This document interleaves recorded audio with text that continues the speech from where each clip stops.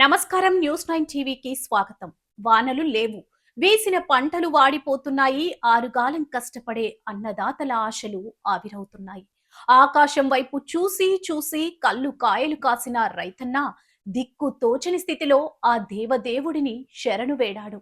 వరుణ దేవుడు ముఖం చాటేస్తే బోలాశంకరుడే తమను కరుణించాలని ఊరంతా ఏకమైంది. వికారాబాద్ జిల్లా లింగంపల్లి గ్రామంలో భక్తి భావోద్వేగం కలగలిసి అపూర్వ ఘట్టం ఆవిష్కృతమైంది. వర్షాల కోసం వందలాది మంది రైతులు చేసిన మహా జలాభిషేకానికి సంబంధించిన ఎక్స్క్లూజివ్ విజువల్స్ మీకోసం.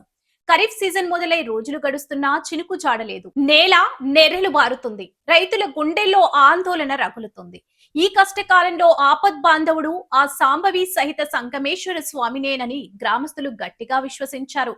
పిల్ల పాప ఆడ మొగ యువకులు వృద్ధులు తారతమ్యం లేదు. తలపై పవిత్ర జల కలాశాలను ఎత్తుకొని శివనామ స్మరణతో వీధులు దద్దరిల్లేలా సంగమేశ్వర స్వామి ఆలయం వైపు భారీ ఊరేగింపుగా కదిలారు. ఊరంతా ఒకే మాట ఒకే బాట అన్నట్లుగా సాగిన ఈ మహాయాత్ర చూపరులను ఆకట్టుకుంది. ఆలయ ప్రాంగణంలో వేద మంత్రాల సాక్షిగా సంగమేశ్వరుడికి అత్యంత వైభవంగా మహాజలాభిషేకం నిర్వహించారు గ్రామస్తులు.